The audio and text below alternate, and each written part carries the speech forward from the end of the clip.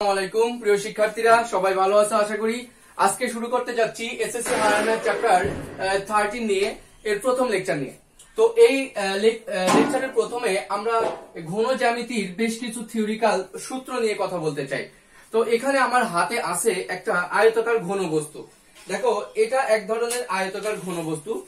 এই ঘনবস্তুটার এখন এই ঘনবস্তুটার মনে করো এটা হচ্ছে একটা দৈর্ঘ্য, তাহলে এটা দৈর্ঘ্য আর প্রস্থ কোনটা? তাহলে দেখো নিচে এই আয়তাকার ঘনবস্তুটা যদি আমার হাতটা একটা তল হয়, তাহলে এই যে তলের উপর রাখা আছে, তলের উপর রাখা আছে মানে কি, এই নিচে দেখো এই সাইড থেকে এটা হচ্ছে তার ভূমি, না এটা হচ্ছে ভূমি, কারণ এই যে যখন রাখা আছে তখন এটাই তো ভূমি, মাটির সাথে স্পর্শ করে আছে, তাহলে এটা হচ্ছে ভূমির দৈর্ঘ্য। ওকে, এটা দৈর্ঘ্য, এটাকে মনে করলাম এ। আর প্রস্থ তাহলে কোনটা? এই দেখো এই বাহুটা, এখান দিয়ে সাইড থেকে দেখো এটা হচ্ছে প্রস্থ, আর এটা হচ্ছে উচ্চতা। তাহলে এটা হচ্ছে দৈর্ঘ্য আর এটা হচ্ছে প্রস্থ। তাহলে আমরা যদি বলি নিচের ক্ষেত্রফলটা কি হবে, এটা হলো এ, এটা হলো বি, তাহলে এই ক্ষেত্রফলটার নাম এটা এ, এটা বি, এটার নাম এ বি। তাহলে এই তলটার ক্ষেত্রফলের নাম কি? ওটাও এ বি, কারণ এটা যদি এ বি হয় নিচে উপরেরটাও এ বি। আর এইটার ক্ষেত্রফল তোমরা যেটা দেখতে পারছো, এটার ক্ষেত্রফল কি হবে? এটা দৈর্ঘ্য, এটা উচ্চতা, না? তাহলে এ আর সি, তাহলে এসি। তাহলে এই তলটার ক্ষেত্রফল হলো এসি। তাহলে এইটা হচ্ছে এ বি আছে দুইটা, এসি আছে এই সামনে একটা পিছনে একটা, দুইটা। আর এটার নাম কি?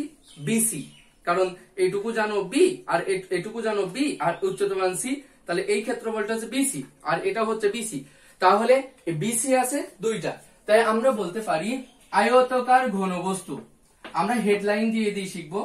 প্রথমে শিখতে যাচ্ছি আয়তাকার ঘনবস্তু।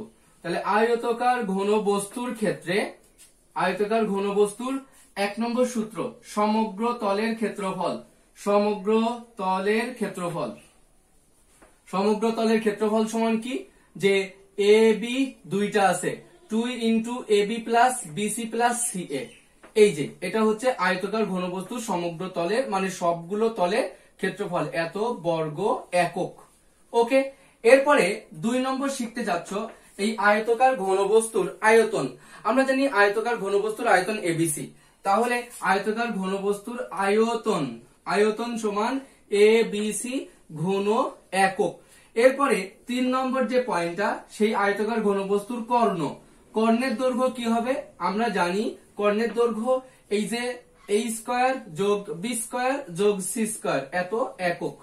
ওকে, এরপরে শিখতে যাচ্ছ ঘনক। আসলে ঘনক এক ধরনের কি আয়তাকার ঘনবস্তু।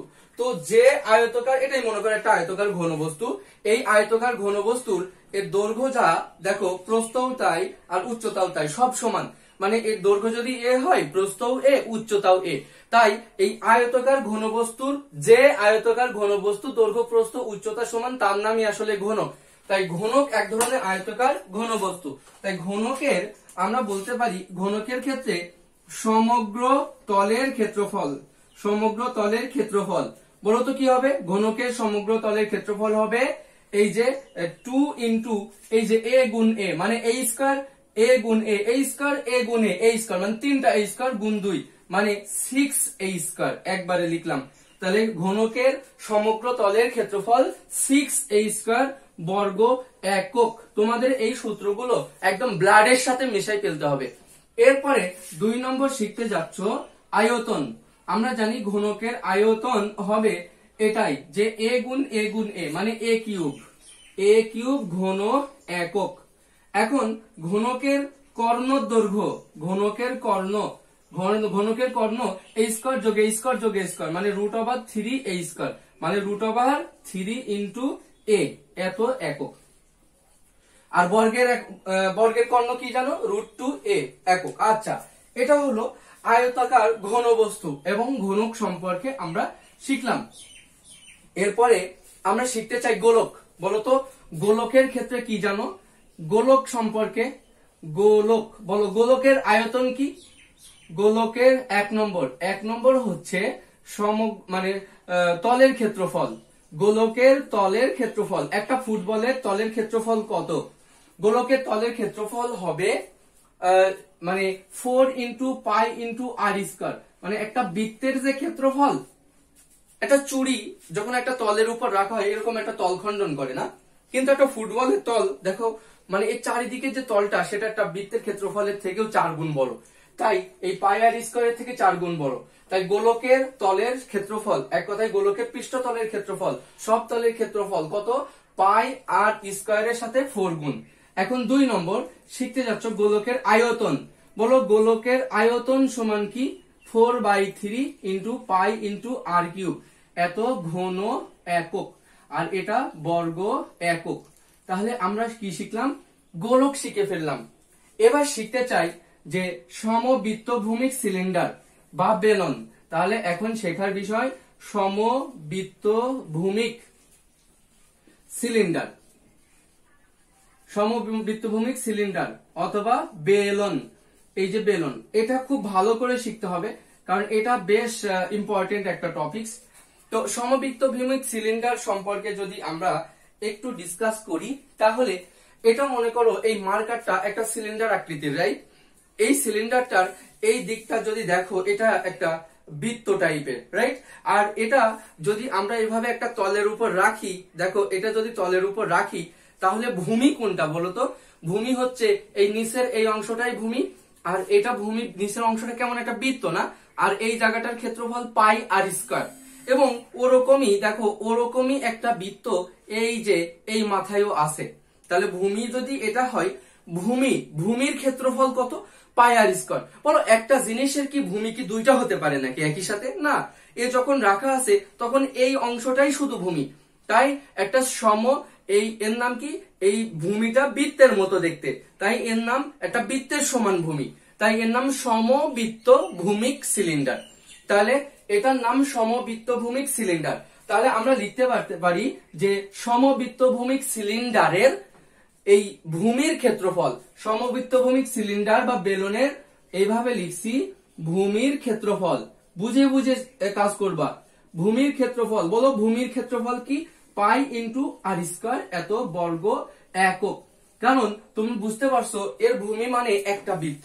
এখন তুমি যদি হিসাব করতে চাও এর যে তল কি আছে, তবে চিন্তা করো এর যে তল আছে সেই তলটা ভালো করে বুঝি আমরা। এই টপিকসটা খুব খুব ইম্পর্টেন্ট। দেখো এর তল বলতে এই দিকের তল একটা, এই নিচের থেকে একটা তল আছে, এই উপরে ওরকম একটা তল আছে, আর কোথায় আছে, আর এই সাইড গুলো এই যে বাঁকা, এই বাঁকা জায়গাগুলো একটা তল, রাইট? তো আমরা বলতে পারছি এর নিচের তলটার ক্ষেত্রফল পাই আর স্কয়ার, তাহলে উপরেও আরেকটা পাই আর স্কয়ার আছে।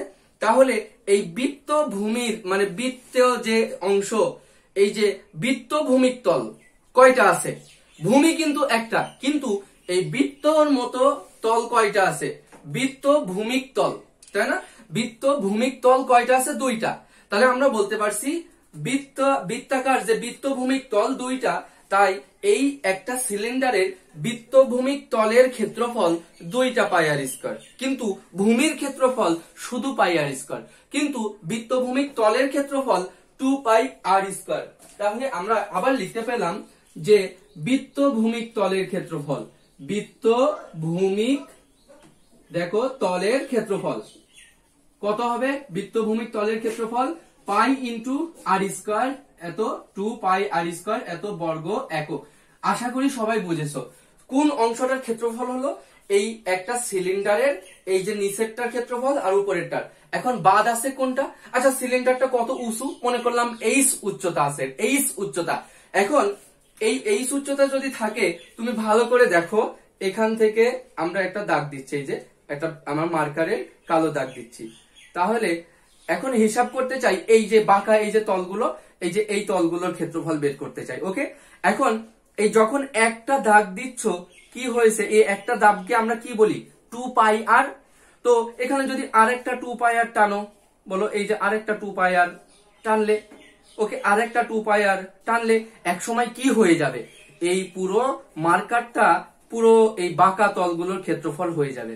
কি এই 2 পাই আর 2 পাই আর 2 পাই আর 2 পাই আর, বলতো 2 পাই আর আসে কত দূর পর্যন্ত? এইচ পর্যন্ত। তাই এই বাঁকা তলটার ক্ষেত্রফল হবে 2 পাই আর গুণ এইচ। ওকে, তাহলে আমরা বলতে পারি এই সিলিন্ডারের বক্রতলের ক্ষেত্রফল, এটার নাম কি? বক্রতলের ক্ষেত্রফল বলো বক্রতলের ক্ষেত্রফল সমান কি, যে 2 পাই আর, এরকম লাইন আছে কত দূর পর্যন্ত, এইচ উচ্চতা পর্যন্ত, তাই 2 পাই আর ইন্টু এইচ এত বর্গ একক। তাহলে আমরা সিলিন্ডারে বেশ কয়েকটা টার্ম শিখলাম, যে এই সিলিন্ডারের ভূমির ক্ষেত্রফল পাই আর স্কয়ার, এর বৃত্ত ভূমিক তলের ক্ষেত্রফল 2 পাই আর স্কয়ার, এবং এর এই বক্রতলের ক্ষেত্রফল 2 পাই আর ইন্টু এইচ। ওকে, কারণ এই 2 পাই আর দাগটা আসে এইচ পর্যন্ত। ওকে, এখন এই 2 পাই আর এইচ, তাহলে এখন প্রশ্ন হচ্ছে সিলিন্ডারটার সমগ্র তলের ক্ষেত্রফল কত, মানে সবগুলো তলের ক্ষেত্রফল কত। তাহলে এই সিলিন্ডার সবগুলো তলের ক্ষেত্রফল, মানে এই বাঁকা তলের ক্ষেত্রফল, আবার এই বৃত্ত মতো দেখতে এই তলের ক্ষেত্রফল, মোট তলের ক্ষেত্রফল কত হবে আমরা কিন্তু লিখতে পারছি। অতএব সিলিন্ডারের সমগ্র তলের ক্ষেত্রফল, দেখো সমগ্র তলের ক্ষেত্রফল, বলো কত হবে, সমগ্র তলের ক্ষেত্রফল সমান সমান এই বক্রতলের বৃত্তর মতো তলের ক্ষেত্রফল প্লাস এই বক্রতলের ক্ষেত্রফল, এটা এত বর্গ একক। ওকে, সমান দেখো 2 পাই আর কমন নিয়ে এটা লেখা যায় আর প্লাস এইচ, আর প্লাস এইচ এত বর্গ একক। ওকে, তাই দুইটার মধ্যে যে কোনো একটা শিখলেই হবে। এখন তুমি সিলিন্ডারে তাহলে কি কি শিখেছো, কোনো কিছু মুখস্থ না, একটু বুঝে বুঝে তারপর প্র্যাকটিস করে করে আয়ত্তে আনতে হবে সূত্রগুলো। তাহলে এখন জানা দরকার সিলিন্ডারের আয়তন কি। আয়তন মানে কি, আয়তন মানে এর ভিতরে যে ফাঁকা জায়গাটা, ওই পুরো ফাঁকা জায়গাটার আয়তন, স্পেসটার কত। এখন আয়তন বের করতে গেলে আমরা এভাবে বের করব, আয়তন সমান কিন্তু জানো ক্ষেত্রফল গুণ উচ্চতা, তার মানে এই নিচেরটার ক্ষেত্রফল, ওকে, গুণ উচ্চতা, এই ক্ষেত্রফল গুণ উচ্চতা করলে কিন্তু আয়তন পেয়ে যাব। ওকে, তাহলে সিলিন্ডারের আয়তন কত হলো, সিলিন্ডারের আয়তন হলো যে এই ক্ষেত্রফল, নিচের এই ভূমিটার ক্ষেত্রফল কত বলতো, পাই আর স্কয়ার, এটা কত দূর পর্যন্ত উচ্চতা, এইচ, তাহলে ক্ষেত্রফল গুণ উচ্চতা মানে পাই আর স্কয়ার ইন্টু এইচ। তাই আমরা বলতে পারছি যে সিলিন্ডারের আয়তন মানে এর আয়তন সমান সমান পাই আর স্কয়ার ইন্টু এইচ এত ঘন একক। ওকে, এত ঘন একক। তাহলে আমরা কিন্তু শিখে ফেললাম আয়তাকার ঘনবস্তু, ঘনক, গোলক এবং সমবৃত্তভূমিক সিলিন্ডার বা বেলনের ক্ষেত্রফল। এখন চলো এই বেলনের ক্ষেত্রফলটা আমরা আরেকটু বুঝি, যে সিলিন্ডার থেকে এর সাথে সম্পর্ক কার আছে, রাইট। এখন এইটা যদি এই সিলিন্ডার হয়ে থাকে, এই দেখো এটা ছিল একটা সিলিন্ডার, এই সিলিন্ডারটা এমন চেহারার ছিল, রাইট, এবং এই সিলিন্ডারটা আমরা বলছিলাম এটা হচ্ছে সিলিন্ডারের ব্যাসার্ধ, কোনটুকু, এইটুকু হচ্ছে আর ব্যাসার্ধ, আর এইটুকু উচ্চতা, এই যে এইচ, তাহলে এটা ছিল সিলিন্ডার। তাই সিলিন্ডারের ক্ষেত্রফল ছিল পাই আর স্কয়ার এইচ। এখন এই সিলিন্ডারটার মধ্যে এখানে একটা মধ্যবিন্দু ধরে একটা কোন আইসক্রিমের মতো একটা অংশ যদি আমরা নিই, যে এর মধ্যবিন্দু থেকে সিলিন্ডারের এরকম একটা অংশ, দেখো এটা একদম কোন আইসক্রিম, তোমরা যেটা খাও একদম কোন আইসক্রিমটাই, ওকে, ওটাই একজাক্ট উদাহরণ। তো ওর নিচের অংশটা দেখো এরকম অংশ আর উপরে এরকম থাকবে। যদি এই জিনিসটার হিসাব করি যে আসলে সিলিন্ডারের মতোই অংশ, তবে সিলিন্ডারের নিচেও বৃত্তের মতো অংশ ছিল আর উপরেও বৃত্তের মতো অংশ ছিল, কিন্তু এই কোনকটার এই উপরে বৃত্তের মতো অংশ নেই, একদিকে শঙ্কুর মতো অংশ আর একদিকে বৃত্তের মতো অংশ। তাই এর এই ভূমির ক্ষেত্রফল, কোনকের ভূমির ক্ষেত্রফল একটা পাই আর স্কয়ার, এটা তো আমরা বুঝতে পারছি। তাহলে আমরা যদি এখন কোনকের কথা বলি, কোনক এটাও কিন্তু সমবৃত্তভূমিক কোনক, সমবৃত্তভূমিক কোনকের কথা বলছি, কারণ এই একটা কোনকের ভূমিটাও কিন্তু একটা বৃত্তের মতো। তাহলে একটা সমবৃত্তভূমিক কোনকের ভূমির ক্ষেত্রফল, 1 নম্বর শিখবো ভূমি, বলতো ভূমির ক্ষেত্রফল কত।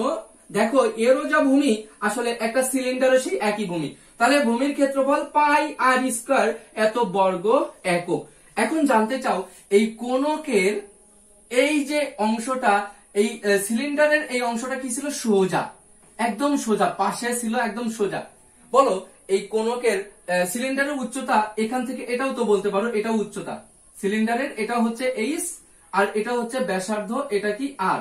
এখন এই কোনকের এই জিনিসটা দেখো, কোনকের কিন্তু এরকম আছে, তাই না, তো কোনকের এই জিনিসটাকে আমরা বলি হেলানো উচ্চতা, এটাকে এল দ্বারা প্রকাশ করা হয়। তাহলে কোনকের ক্ষেত্রে হেলানো উচ্চতা থাকে আর সিলিন্ডারের ক্ষেত্রে ডাইরেক্ট উচ্চতা থাকে।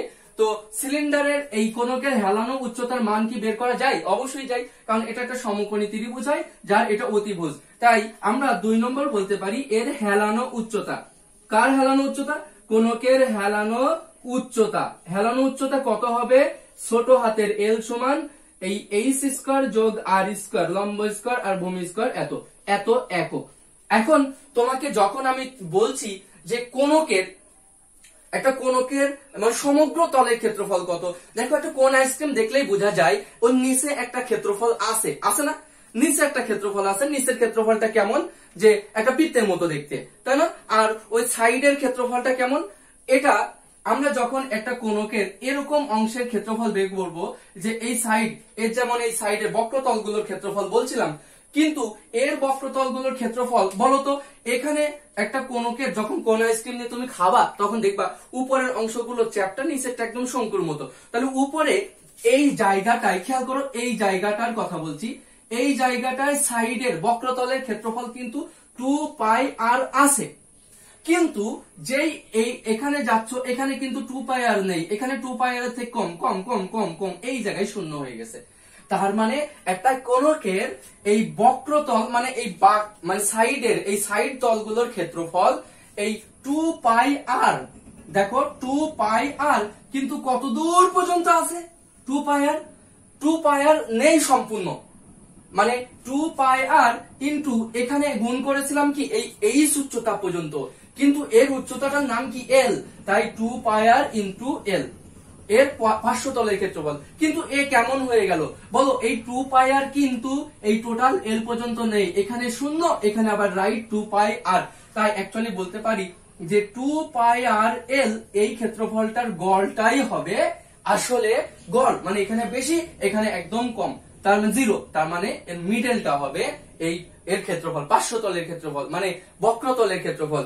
তাই আমরা এই হিসাবটা দিতে পারি যে পাই ইন্টু আর ইন্টু এল, এটা 2 কেটে গিয়ে। ওকে, এটা মাথায় রাখতে হবে যে একটা কোণকের এই সাইডের বক্রতলের ক্ষেত্রফল উপরের দিকে 2πr আছে, নিচে আর 2πr নেই, সে বিন্দু হয়ে গেছে না একটা। তাই আমরা বলতে পারি 2πr ইন্টু এই এল উচ্চতা পর্যন্ত, 2πr এল ডিভাইডেড বাই 2, কারণ নিচে যে 0 হয়ে গেছে, তাই πr এল। তাহলে আমরা বলতে পারছি একটা কোণকের ভূমির ক্ষেত্রফল πr স্কয়ার, কোণকের হেলানো উচ্চতা এল, আর কোণকের এই বক্রতলের ক্ষেত্রফল বলে ফেলো, বক্রতলের ক্ষেত্রফল কত হবে? তাহলে কোণকের বক্রতলের ক্ষেত্রফল বুঝে বলো, কোণকের বক্রতলের ক্ষেত্রফল হবে যে πr এল, এক কথায় 2πr L divided by 2, πr L.